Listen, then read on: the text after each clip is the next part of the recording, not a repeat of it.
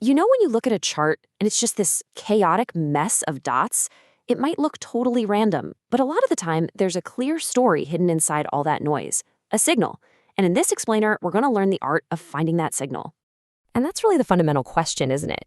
It doesn't matter if you're looking at stock prices, climate data, or your company's sales figures. The challenge is always the same.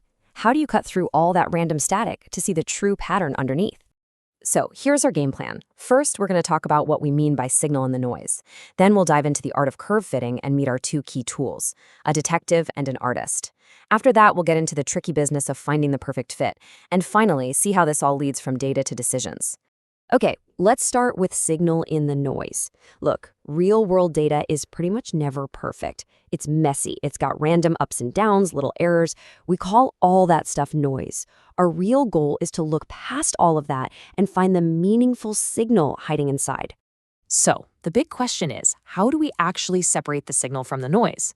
Well, this is where our main tool comes into play, the art of curve fitting. It's this incredibly powerful technique for taking that chaotic cloud of dots and drawing one single clean line right through it that tells the real story. Okay, so what in the world is polynomial curve fitting? Well, at its heart, it's just a way of finding the best possible curve that represents our data. And here's the key thing to remember. The goal is not to play connect the dots. It's to capture the general shape, the essential trend. I love this analogy. Just picture it. You have one of those old-school flexible rulers. Curve fitting is basically the process of just bending that ruler until it traces the main path of your data points. It's a really simple idea, but with incredibly powerful results. Now, that bendiness of our ruler, it's controlled by something called its degree. Think of it like a flexibility knob. A low degree gives you a simple, smooth curve. Awesome for seeing the big picture. But a high degree, whoa, that gives you a super flexible, really wiggly curve that can snake through every single point. And believe me, choosing that degree, it's everything. Okay, so we've got the concept, but how does this actually work in practice? Well, it's a super cool two-step process. The way I like to think about it is, first we send in a detective, and then we call in an artist. And this is just a brilliant way to think about their roles. First, the detective polyfit sifts through all the evidence, all the data points to crack the case and figure out the exact mathematical formula for the best curve. Then the artist, polyval, takes that formula and just beautifully paints the final smooth curve right through the data. It's detective work followed by pure artistic creation. And this brings us to what is maybe the most important part of this whole thing, finding the perfect fit. Because, like we saw with the degree, this is a really delicate balancing act. If your curve is too simple, you miss the story completely. But if it's too complex, you start seeing stories that aren't even there.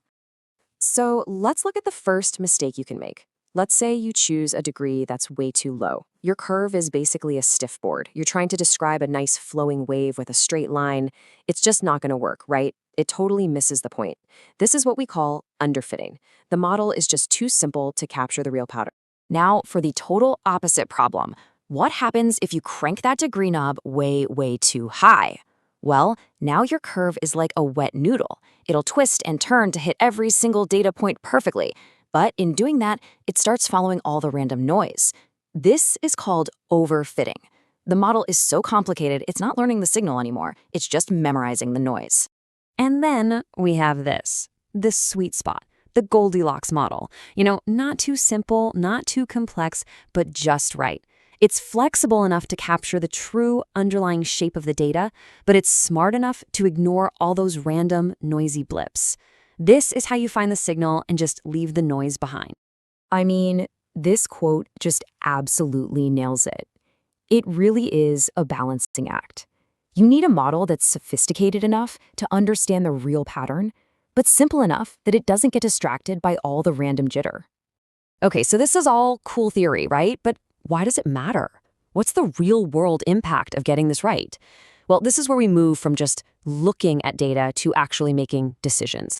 And the applications are literally everywhere. You've got economists using it to forecast trends, engineers using it to clean up messy signals from sensors, scientists using it to model all sorts of physical phenomena, and of course businesses using it to analyze their sales data. It's a fundamental tool for making sense of a really complex world. So look, if you take only one thing away from all of this, let it be this. The success of your entire analysis, the whole shebang, it all hinges on this one choice: picking the right degree, the right level of complexity for your model. It is the decision that separates a clear insight from a totally misleading conclusion. At the end of the day, polynomial curve fitting isn't just some math trick.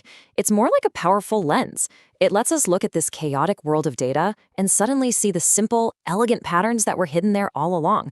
It's how we turn raw information into real understanding. And that leaves us with one final, pretty critical question to chew on. A model can be built to describe the past perfectly, but what if that perfection is just an illusion? What if it's just caused by overfitting? How much can we really, truly trust it to tell us what's going to happen next? It's something to think about. Thanks for diving into this with me.